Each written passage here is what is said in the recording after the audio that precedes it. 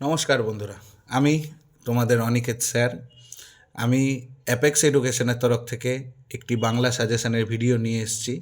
আমি জানি মাধ্যমিক নিয়ে অনেক চিন্তিত আছো তোমরা। তো চিন্তার কোনো কারণ নেই, মাধ্যমিক পরীক্ষা সাধারণ পরীক্ষার মতোই। কিন্তু আমি যে বিষয়টা নিয়ে তোমাদেরকে আজকে সাজেশন দিব সেটা হলো বাংলা বিষয়। বাংলা বিষয় নিয়ে অনেকেরই ভয় নেই, বেশিরভাগ জনেরই ভয় নেই, অনেকের না, বেশিরভাগ জনেরই ভয় নেই। কিন্তু তাও আমি সাজেশন নিয়ে এসেছি, তোমরা এটাকে সাজেশন হিসাবেও নিতে পারো, অথবা অ্যাজ এ মক টেস্ট তোমরা এটা ইউজ করতে পারো। তাতে দুদিকেই তোমাদের লাভ। যদি সাজেশন নাও তাও তোমার লাভ আছে, আর যদি এটাকে অ্যাজ এ মক টেস্ট তোমরা এটা পরীক্ষা দাও বাড়িতে, তাহলে তোমরা আশা করি আত্মবিশ্বাসের সাথে আরও ভালো করে এই পরীক্ষাটা দিতে পারবে, মাধ্যমিক পরীক্ষা। তো বাংলা পরীক্ষা যেহেতু আগে আছে, সেই জন্য চিন্তা নাই। অবশ্যই সাজেশন ভিডিওটা দেখো, এবং যদি সাজেশনের পিডিএফটা তোমাদের যদি দরকার হয়, নিচের লিঙ্ক রয়েছে ভিডিওতে, ওখানে তোমরা ফেসবুক, হোয়াটসঅ্যাপ, ইনস্টাগ্রাম যেখানে ইচ্ছা আমাদের মেসেজ করতে পারো, আমাদের সাথে কন্ট্যাক্ট করতে পারো। আমরা এই পিডিএফ ফাইলটা দিয়ে দেবো, বাড়িতে সাজেশন এই পিডিএফটা দেখো, মক টেস্ট দাও এই উপরে, কোশ্চেনগুলোর উপরে। আশা করি তোমাদের পরীক্ষা খুব ভালো হবে। তোমাদের পরীক্ষার জন্য অনেক অনেক শুভকামনা রইল। চলো বেশি দেরি না করে আমি অনিকেত স্যার জাস্ট রোর করে নিয়ে শুরু করে দিই তোমাদের বাংলা সাজেশন। চলো চলো তাহলে বেশি দেরি না করে তোমাদের সাজেশনটা শুরু করা যাক। জ্ঞানচক্ষু থেকে যে গল্প আছে, জ্ঞানচক্ষু গল্পের প্রথম কোশ্চেন যেটা আমি দিয়েছি সাজেশনে, সেটা হলো জ্ঞানচক্ষু গল্পের নামকরণের সার্থকতা বিচার করো। এখানে দেখতে পাচ্ছি জ্ঞানচক্ষু গল্পের নামকরণের সার্থকতা বিচার করো, অথবা নতুন মেশোকে দেখে জ্ঞানচক্ষু খুলে গেল তপনের, এই লাইনটির তাৎপর্য। দুটোই একই প্রশ্ন, তোমাকে ঘুরে ফিরে ওই নামকরণের সার্থকতা বিচার করাটা লিখলেই হবে। তোমরা যদি কোনো সহায়িকা বইয়ের সাহায্য নিয়ে থাকো তাহলে সব থেকে বেস্ট হয় যে নামকরণের সার্থকতা ওখানে দেওয়াই থাকে সহায়িকা বই, যে নামকরণ কেন এই গল্পের নাম জ্ঞানচক্ষু। চলো দ্বিতীয় প্রশ্ন আছে, তপন আর পড়তে পারে না, বোবার মতো বসে থাকে। তপনের এরকম অবস্থার কারণ বর্ণনা করো। এটা কিন্তু আমাদের মাধ্যমিক 2018 সালের কোশ্চেন, এটা এসছিল, তোমরা এই কোশ্চেনটাও করবে। তারপর আছে, তপনের মনে হয় আজ যেন জীবনের সবচেয়ে দুঃখের দিন। কোন দিন তপনের এমন মনে হয়েছিল, তার এমন মনে হওয়ার কারণ কি? এটা মাধ্যমিকের 23 সালের কোশ্চেন কিন্তু চলে এসছে। তো এবছরও আসতে পারে, এটা 2026 আসতেই পারে, যেন এটাও রেডি করে রাখবে। তপনের হাতে আছে, চোখও আছে, তপনের হাত আছে এবং চোখও আছে। কোন ব্যাপারে এই উক্তিটি করা হয়েছে? উক্তিটির তাৎপর্য ব্যাখ্যা করো। মানে কি, এখানে তপনের হাতও আছে চোখও আছে, যে গল্পে এই যে তপনের হাত আছে চোখ আছে ওই লাইনটা আছে না, এটা এই উক্তিটি মানে কোন ব্যাপারে এই উক্তিটি করা হয়েছে, উক্তিটির তাৎপর্য মানে কেন এটা করা হয়েছে। প্রথমে সময়টা দিবে যে কোন ব্যাপারে এই উক্তিটি দেওয়া হয়েছিল, কি বলা হয়েছিল আগের ডায়লগটা, তারপর দিবে উক্তিটির তাৎপর্য ব্যাখ্যা করো। 5 নম্বর দিবে, পৃথিবীতে এমন অলৌকিক ঘটনা ঘটে, এই লাইনটির তাৎপর্য ব্যাখ্যা করো। তাৎপর্য মানে কি, এই লাইনটা কেন বলেছে, তাৎপর্য মানে কেন বলেছে, কি কারণে হয়েছে, এরকম কারণগুলা বলতে হবে।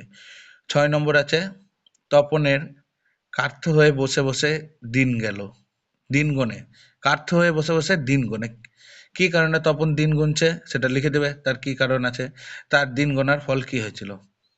দিয়ে বহুরূপী গল্প, বহুরূপী গল্পের 3 নম্বরের সাজেশন, আমি এখানে বহুরূপী গল্পের 3 নম্বরের সাজেশন দিয়েছি। লেখা আছে, হরিদা পুলিশ সেজে কোথায় দাঁড়িয়েছিল, তিনি কিভাবে মাস্টার মশাইকে বোকা বানিয়েছিলেন। এটা মাধ্যমিকে 2017 সালে কিন্তু কোশ্চেনটা এসছে, যে হরিদা পুলিশ সেজে কোথায় দাঁড়িয়েছিল, কিভাবে মাস্টার মশাইকে বোকা বানিয়েছেন। 2 নম্বর, সে ভয়াবহ দুর্লভ জিনিস, কোন জিনিসের কথা বলা হয়েছে, তার দুর্লভ কেন।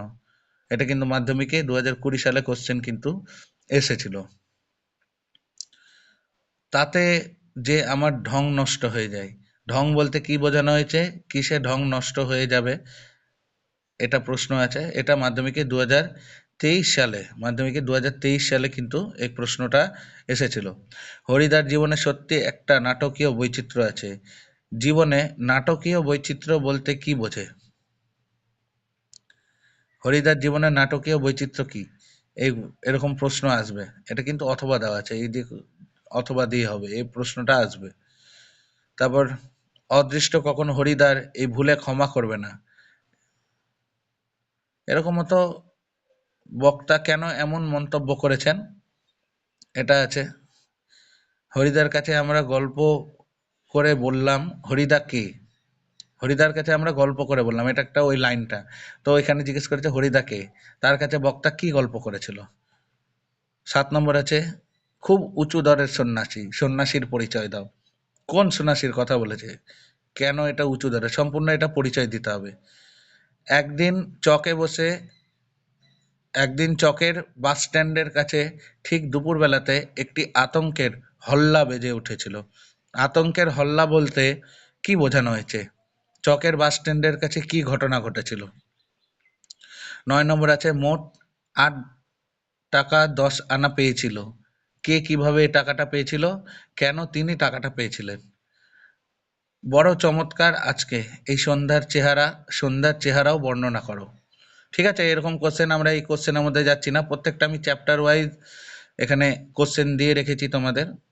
ঠিক আছে, এই কোশ্চেনগুলো তোমরা আমাদের কাছ থেকে কালেক্ট করে নিতে পারো, আমাদের সাথে কন্ট্যাক্ট করে। অ্যাপেক্স এডুকেশন দেখতে পাচ্ছ এখানে, অ্যাপেক্স এডুকেশন, আমার নাম অনিকেত স্যার। তোমরা অ্যাপেক্স এডুকেশনের যে কোনো ওয়েবসাইটে গিয়ে আমাদেরকে ইয়ে করতে পারো, গুগলে রয়েছে আমাদের ওয়েবসাইট apex-education.in, এছাড়াও Facebook, Instagram, WhatsApp channel, Telegram channel, আমাদের সব কিছুই অ্যাভেলেবেল আছে।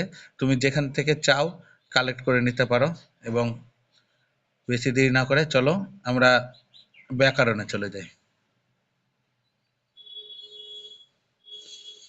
এই যে ব্যাকরণ, ব্যাকরণে যেমন আছে কারক, বিভক্তি, অনুসর্গ, বিভক্তি কাকে বলে, এগুলো প্রশ্ন কিন্তু ব্যাকরণে তোমাদের আসতে পারে, আসবে, ব্যাকরণ থেকে প্রশ্ন আসবে, এটুকু নির্ঘাত বলে রাখি যে ব্যাকরণ আসবে না এমনটি হতে পারে না, সম্পূর্ণ টেক্সট থেকে তোমাদের প্রশ্ন আসবে না, ব্যাকরণেও থাকবে।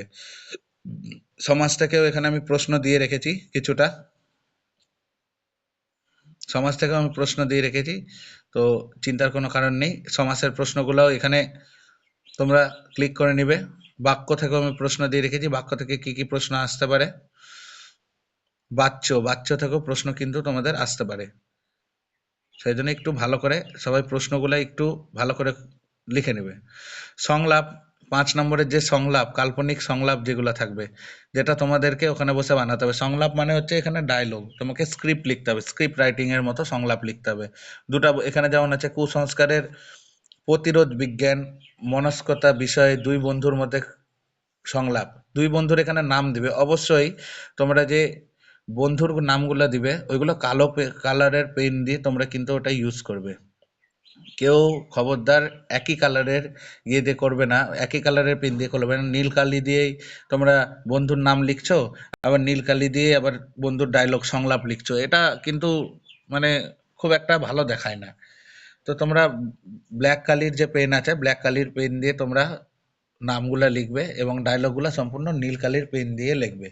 লাল কালি, সবুজ কালি এগুলা কিন্তু পরীক্ষার খাতায় ইউজ করবে না। পরীক্ষায় দেখবা অ্যাডমিট কার্ডে বা প্রশ্নপত্রের মাথাতেই কিন্তু লেখা থাকে যে নীল এবং কালো কালি ছাড়া কোনো কালিতে কিন্তু পরীক্ষা দেওয়া যাবে না, সেজন্য এটা সাবধানতা অবলম্বন করবে তোমরা। তারপর প্রতিবেদন রচনা, প্রতিবেদন লিখতে হবে, এখানে আমি 6খানা প্রতিবেদন দিয়ে রেখেছি। হ্যাঁ, ইয়ে প্লাস্টিক বর্জন নিয়ে একটি সচেতনমূলক প্রতিবেদন, তোমার বিদ্যালয়ে আয়োজিত সংস্কৃত অনুষ্ঠান ও বা রবীন্দ্র জয়ন্তী পালন, তোমরা সাংস্কৃতিক অনুষ্ঠান দিলে রবীন্দ্র জয়ন্তী পালনটাই লিখতে পারো, তোমরা রবীন্দ্র জয়ন্তীও লিখতে পারো। সাংস্কৃতিক অনুষ্ঠান, রবীন্দ্র জয়ন্তীতে সাংস্কৃতিক অনুষ্ঠান হয় প্রত্যেক স্কুলে, তো তোমরা যদি রবীন্দ্র জয়ন্তী লেখো সাংস্কৃতিক অনুষ্ঠানে আসলে, তো তাতে ক্ষতি নেই, তোমাদের নম্বর কাটা যাবে না। তারপর ডেঙ্গি প্রতিরোধে সচেতনতা শিবির বা স্বাস্থ্য শিবির, এটা প্রতিবেদন তোমরা রচনা আসতে পারে। পথ নিরাপত্তা, সেভ লাইভ কর্মসূচি, এটাও আসতে পারে, যেহেতু এটা একটা বিশাল বড় মানে সরকারি পদক্ষেপ, এটা থেকে আসার সম্ভাবনা বেশি আছে। অগ্নিকাণ্ড, পথ দুর্ঘটনা, অগ্নিমূল্য বা বাজার দর বৃদ্ধি, এরকম মতো আসতে পারে। প্রবন্ধ রচনার মধ্যে দেখো আমি সব কিছুই দিয়েছি, প্রবন্ধ রচনার মধ্যে বিজ্ঞান অভিশাপ না আশীর্বাদ, এটা আসতে পারে। কুসংস্কার ও বিজ্ঞান মনস্কতা, বাংলার উৎসব, তোমরা যে বাংলার উৎসব জানো খুব সহজ, বাংলার উৎসব বা বাংলার ঋতু বৈচিত্র্য আসলে আমি এটুকুন জানি তোমরা পারফেক্টলি তোমরা লিখতে পারবে, খুব ভালো নম্বর লিখ পাবে। পরিবেশ দূষণ ও তার প্রতিকার, এটা একটা সামান্য বাচ্চাদের প্রশ্ন, তো সবাই পারবে। বিশ্ব উষ্ণায়ন, গ্লোবাল ওয়ার্মিং, সবারই কিছু না কিছু জ্ঞান আছে।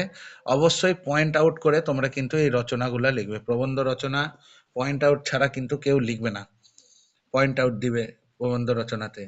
প্রথমে দিলে ভূমিকা, ভূমিকা দেওয়ার পর আহ, হচ্ছে শ্রেণী বিভাগ দিতে পারো, যেমন পরিবেশ দূষণ কয় ধরনের হয়, বা বাংলা ঋতু বৈচিত্র্য কয় ধরনের হয়। বাংলার উৎসবকে তুমি কয় ভাগে ভাগ করবে?